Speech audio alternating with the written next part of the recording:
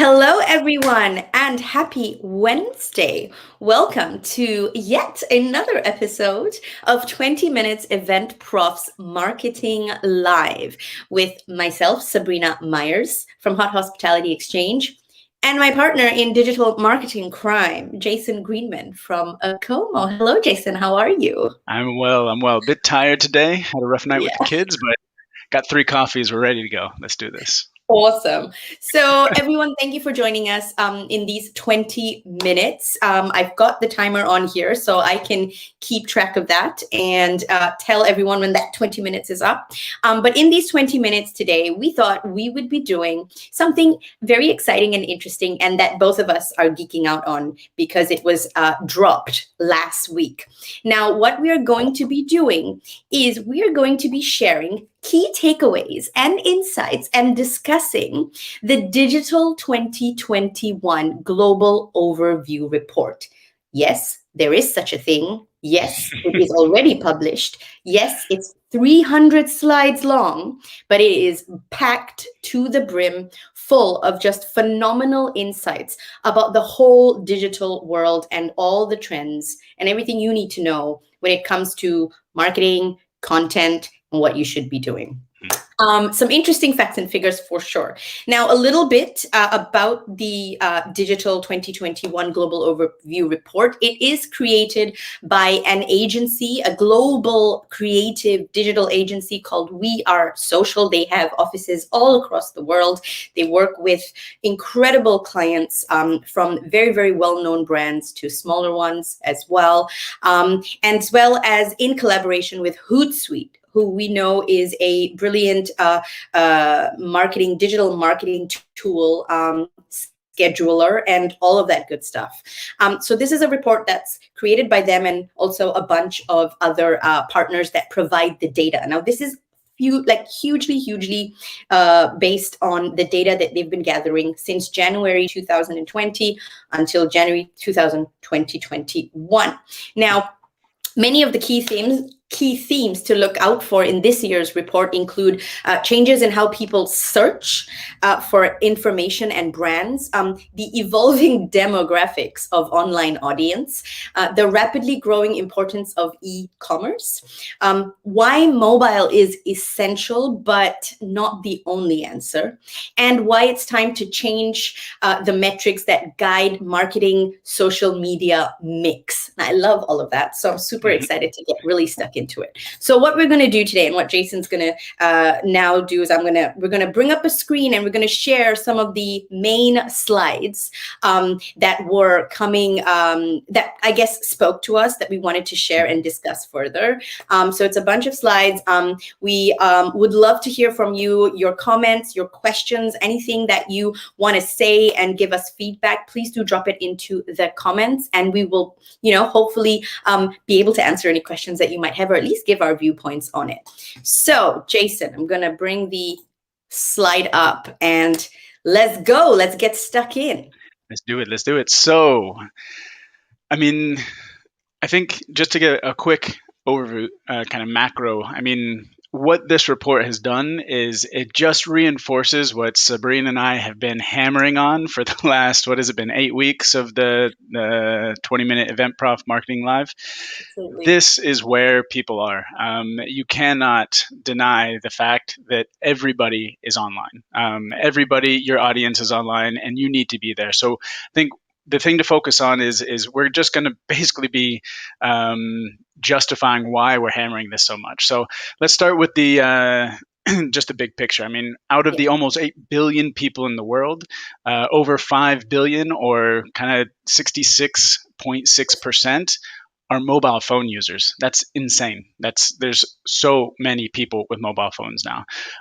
Internet users are nearly 5 billion, and social media users represent over 50% of the human population. That's pretty insane. That's so many people. Everybody is on social media, and there's no denying it anymore. These numbers really hammer that home. And on top of that, these numbers are not decreasing.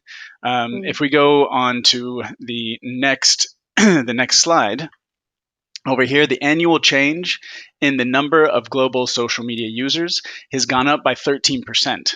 That's only an extra 500 million people Just 500 million. on social media, Yeah. which is crazy. I mean,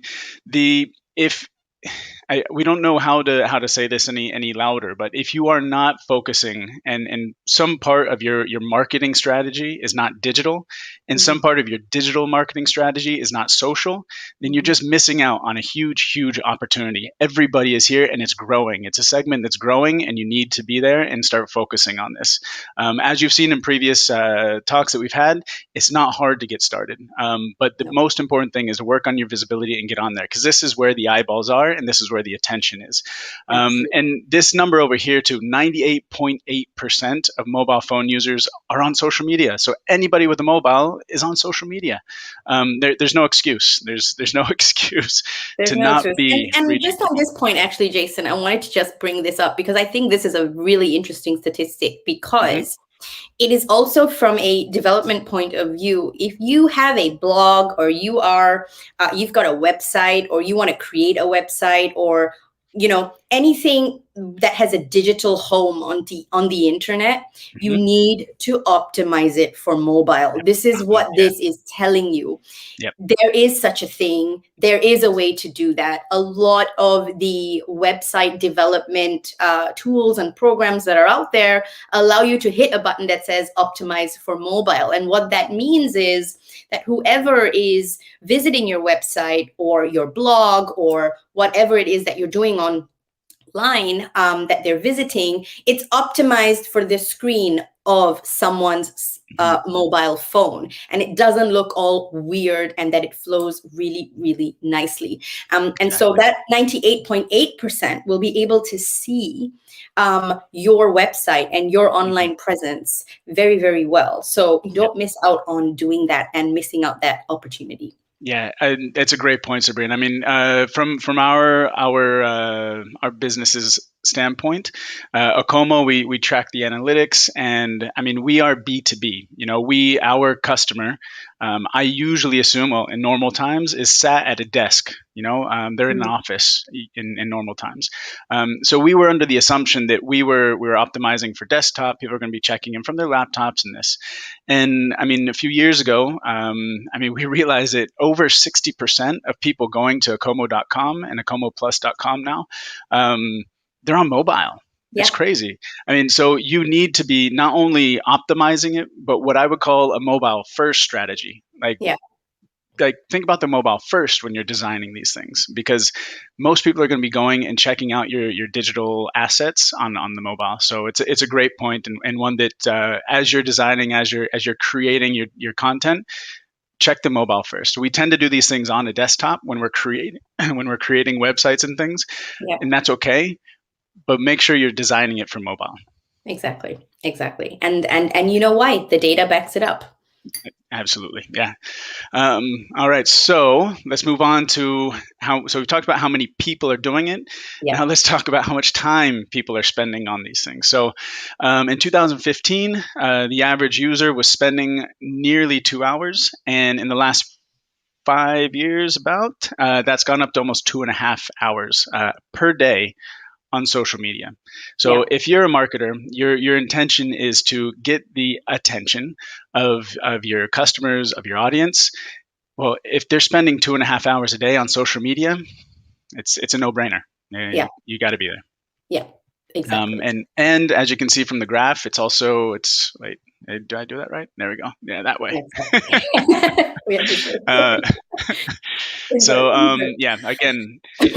So let's see, this is just a breakdown by country, which if anybody sees their country here, it's very interesting. If you're targeting a specific demographic or a specific country, you can see how much time people in your country are spending on social media. Worldwide, that average is right in the middle at the 2 hours and 25 minutes. Looks like Japan is only spending about 51 minutes a day. So they may not have the same screen addiction that we do. And I think this is a great slide actually to give a more specific insight and example. So for example, if you're a hotel here in Germany, and one of your target markets is the UK market, the US market, and say the Asian market, then this allows you to see how much time you should be actually allocating to your social media presence and content, because it might be that that specific country is very, very online, and that's where they spend a lot of their time.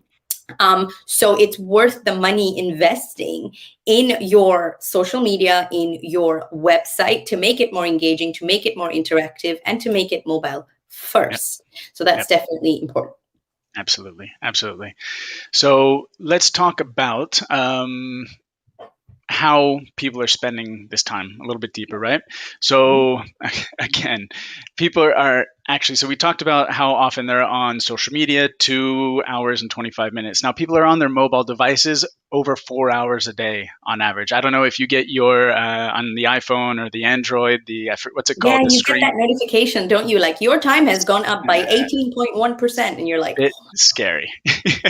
So when you think that you have been on your phone for 4 hours per day, it's an insane amount of time.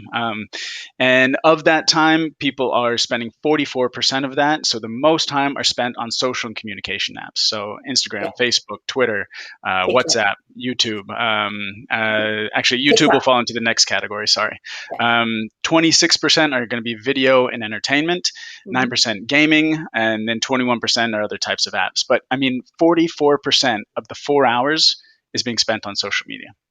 Exactly. So that is the power of social. And, we have this whole discussion on how do we get more people coming to our events? How do we get our community engaged before our events? How do we get people, how do we drive traffic and all of that?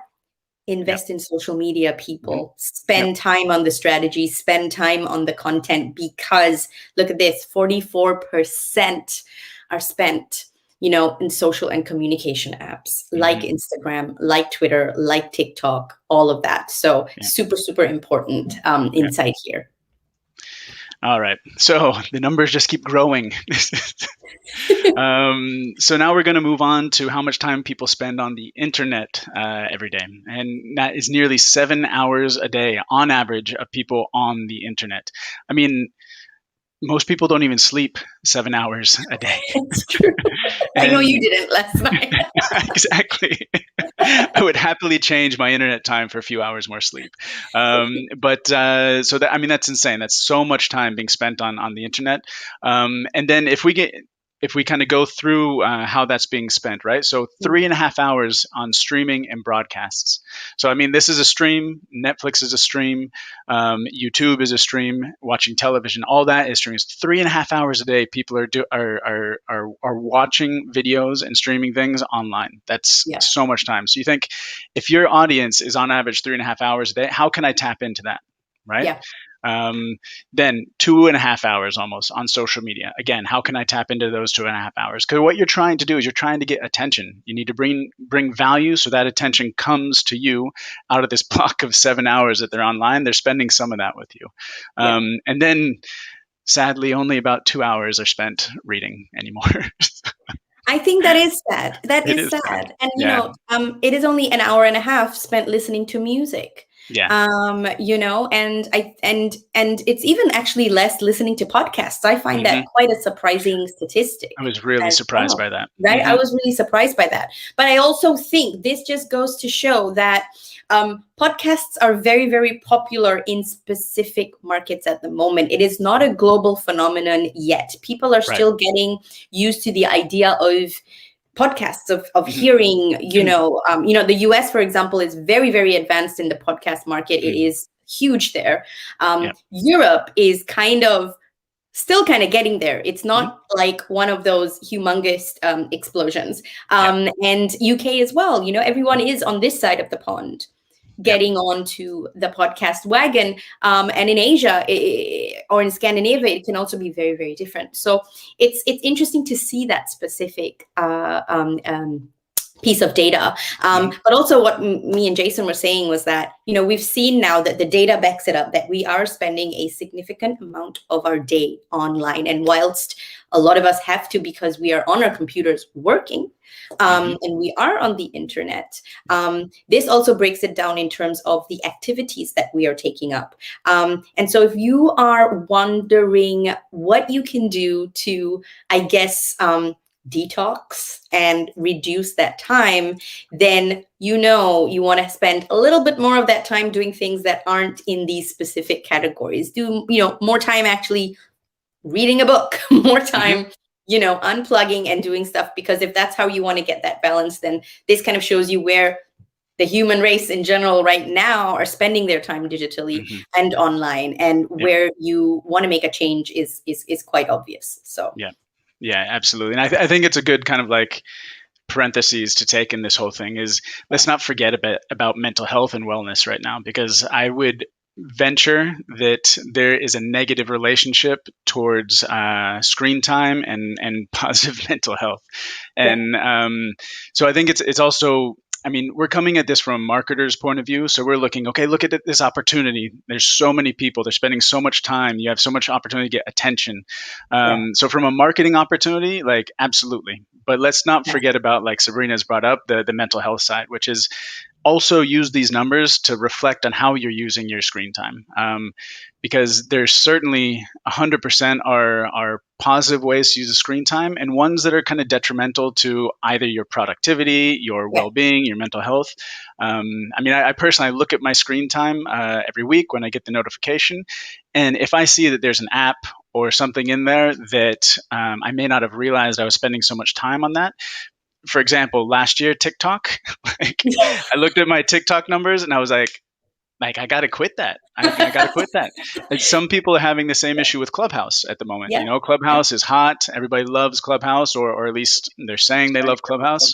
But I'm also starting to hear people saying, like, wow, it's really using up a lot of my time. So use these numbers to analyze how you're using your screen time as well. I think it's a good time to take a reflection, be like, holy, like 7 hours, really? Okay, let me make sure that those 7 hours are used well. And also, if you do want to have 10 simple hacks on how you can actually manage your social media usage so that it doesn't impact your mental health, then I did write an article last week for Eventwell Mental Health Day, which is on LinkedIn on my profile. So be sure to hit that, because I've broken down 10 ways that you can do that.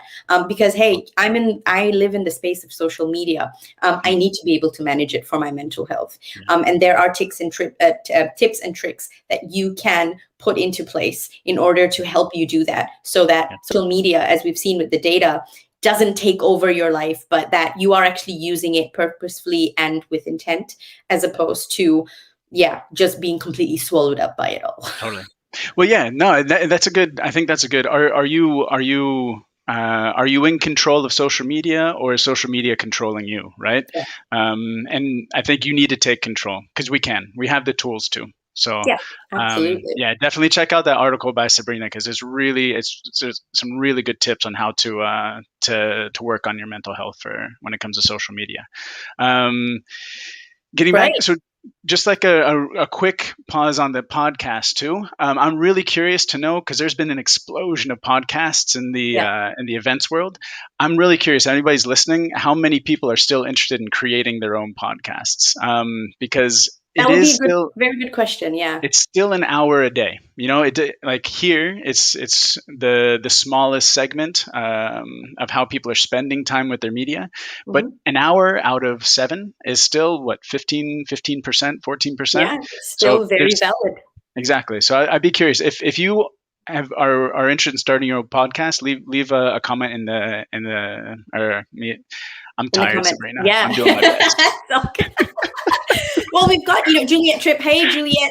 Juliet said, hey, Sabrina and Jason, thank you for sharing these insights. You're very, very welcome.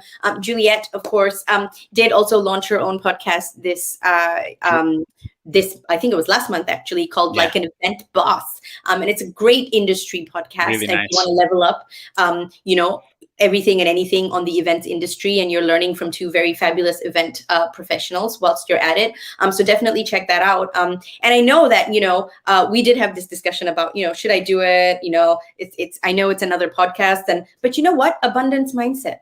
If you are planning to do it, do it. If you think you're filling a gap, if you think that there's a hole, if you think that there's a specific niche that your podcast is going to cover, then do it. I mean, I definitely tell everyone, because it's the same question about social media. Should I even bother opening up an Instagram account now?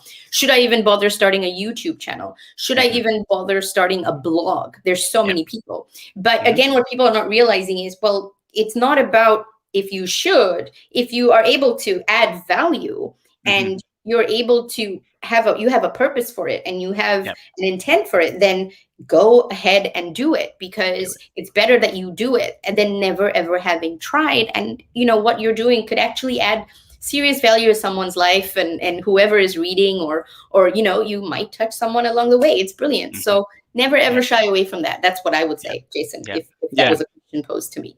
Totally agree. Yeah, absolutely. I'm actually working on a piece of content right now that is specifically about podcasts, because I think there's this mental block. There's two blocks, right? You've got, I don't like the sound of my own voice. I don't like to put myself out there. That's one. We can work on that.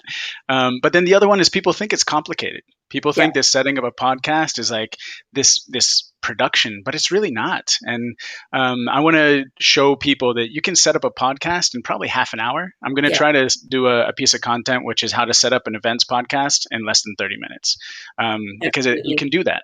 And podcasting, I think it's a great place to start, and is very easy to do. So absolutely. I'm just going to share this comment from Juliet saying, yes, I recommend everyone to find their niche or unique superpower and then just go for it. Yeah. This is a woman after my own heart. Yes. Totally. Find your unique superpower. Just go for it. So those are very, very great words from Juliet Tripp. Yeah. So we've got 2 minutes left. So we're gonna go through these slides as fast as we can, but not really. I mean, we want to give these slides the time. So if we go over a few minutes, we're good, aren't we, Jason? I agree. Let's take our time, and if people are enjoying this, we can even split it into a two-part, because after all, there's 300 slides, right? So. And we've only done like 8. So, all right. So why are people using the internet? This is really, really, really important, because the number one reason is for finding information. Now, finding information is pretty wide open, but I think from a content creator perspective, that should be at the top of your mind, right? So why am I creating this piece of content? Because somebody's going to look for it, right? They're looking for information. Obviously, staying in touch with friends and family, that's an obvious one. News and events, researching how to do things is really interesting. Watching videos, TV shows, finding new ideas and inspiration. I mean, really, you can go through these, and you can use some of these to kind of drive some of your content decisions. Make sure that, like, all right, this post, I'm posting this because it's going to help somebody find information. I'm going to post this because it's going to, help somebody figure out how to do this, right? I think this is really fascinating, and I mean, most people are doing that. They're looking for information on the internet. Absolutely. And I think to the point of this specific slide, especially when it comes to do with social media, a lot of the content that is growing, and you're seeing a lot of content creators actually create how-to content, because, and I'll tell you why. It's because, A, they're giving you value by showing you how to do something. And B, it makes you take a specific action based on what they're doing. So when you take that specific action, you internalize the content yourself. You make it your own. And that's a very, very powerful thing when it comes to social media content. And if that should be definitely one of the top things that you have to keep in mind when you're creating content is, how can someone use what I'm putting out there, and how can they make it their own? Because that is the number one thing that will get you that growth, will get you people wanting to follow you, and would get people, resonating with your content. So this is definitely a really great statistic. That's a great point. That's a great point. And I mean, on that as well, because kind of flip side of this is if everybody's online, if everybody's on social, if everybody's on their mobiles, I mean, there's going to be a flood of information moving there.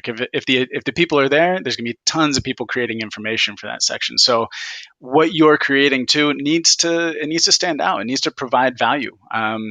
People are already spending a ton of time on social networks, on YouTube, wherever it is, and you need to make sure that what you're providing has some value, because otherwise it's like it's on to the next, it's on to the next, it's on to the next.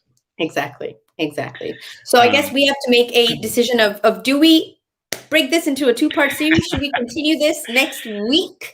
What do you think? Should we end with a slide? What's the next slide? Let's end with a slide. All right. Let's see what the next one is. And then what we can do is we can pull more super interesting slides from this report and then present part 2 next week. I think that'll be super exciting. And it'll also kind of give us that time to spend on each of these, slides, which are super important. There's online search behavior. I love it. There's a lot to digest here. Yeah, that sounds good. And I mean, we promised these would be 20 minutes, so I guess we got to stick to the brand, right? Exactly. Finally, cool. So this one is really interesting too. This is about the search behavior. So if I think it was 60%, 63% are finding information that's related to search. Now, 98% of people are still using Google.com. Probably a few people are using Bing. I don't know if anybody still does. There might be 1 or 2 people using Yahoo.com. Mozilla for Firefox probably is one of them as well. So the traditional search engine is still the primary source, but, and this is fascinating, is that, oh wait, it's not this slide. All right, sorry. Yes, it is here. Search for brand information on social media, right? Exactly. I mean, what we're seeing is that when people are looking for information, they're not just doing Google anymore. They're starting to go into Instagram, to Facebook, to Twitter, and they're typing in search terms to find information about what they want. So again, it's another reason why social is so powerful, because it's not just a place to connect, to network, to share ideas, but it's also a place to go and find information that you're looking for. It's becoming a massive search engine. I think YouTube, for example, YouTube is the second ranked search engine in the world after Google.com. And I believe that. I search for everything on YouTube. You can do it. There is a video on how to do whatever you want to do, or go wherever you want to go on YouTube. It is phenomenal. And I believe that. Yeah. I believe that's what you say. So again, as a marketer, as not even a marketer, just as somebody that is on socials and wants to create attention, I mean, understand that people your content will be showing up not just on Google anymore, but it's going to be showing up when people search on your social network. Almost 50% of people are searching on social media. It's that's mind-boggling, and that's a lot, and I think that's a wonderful place to or point to leave you with, that it's no longer just a space for you to put information, but it's a space for you to specifically put information that you want to be found by. So there's different kinds of content, right? So there's content about you and what you're doing and all that kind of stuff, and your brand or your business. But then there's also content that you want people to, with intent and purpose, go on Google going, what is the best hotel in London? Or what is, I'm looking for an event management agency, Barcelona, right? So you need to figure out how people are searching, and especially how are people searching on social media? What are the keywords that they're using? What are the words that they're going to be typing into the search bar in order for your account, your product, and your service to be found? Because 44.8% of humans who are online, who are on social media, are looking for you on social media. So that is pretty amazing. So thank you, everyone, for joining us today.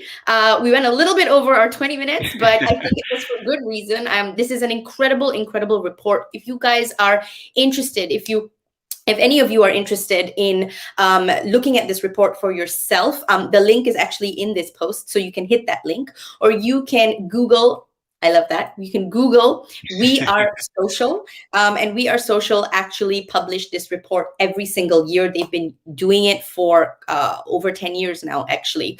And, it's all information and facts that are based on data and not just European or UK or American data. It is global data. And it really gives you a great overview of the state of the world on digital. And it's an extremely powerful resource if you're looking to channel your efforts and know where you want to tweak and what you want to do on your social media and online digital marketing channels. So if you have any questions at all, please do drop them in the comments. If you want to give your feedback, please do that as well. Myself and Jason today have a little bit of a switch up. We are actually going to be going to Clubhouse, but not right after this. We're actually going to be on Clubhouse at 1:30 Central European time. We're going to be infusing our 20-minute Eventprofs marketing into the Eventprofs Exchange for Wednesdays. We thought it would be two birds, one stone. Absolutely brilliant. We can rope it in.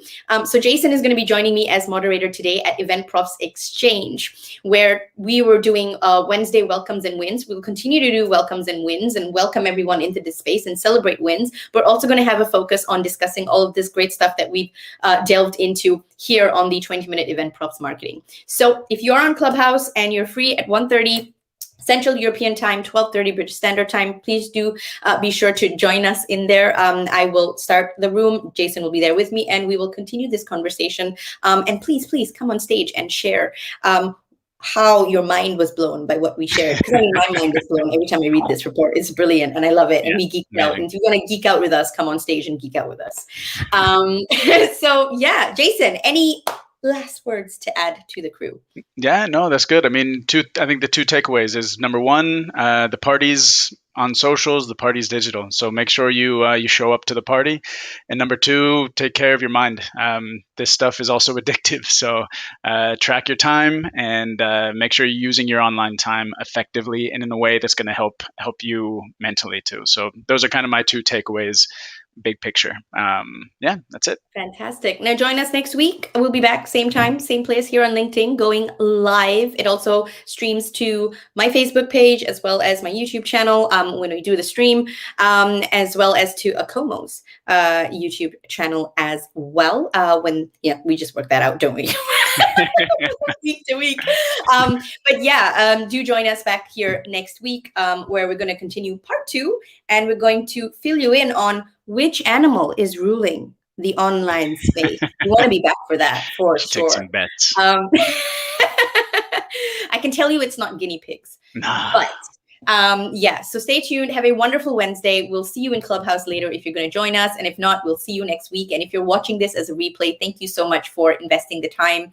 We hope that you found it useful and interesting. And if you want a copy of the report and you want to check it out, it's available on We Are Social's event creative agency's website. And the link is already in the post. So take care, everyone. Have a great Wednesday and bye. Bye. See you later.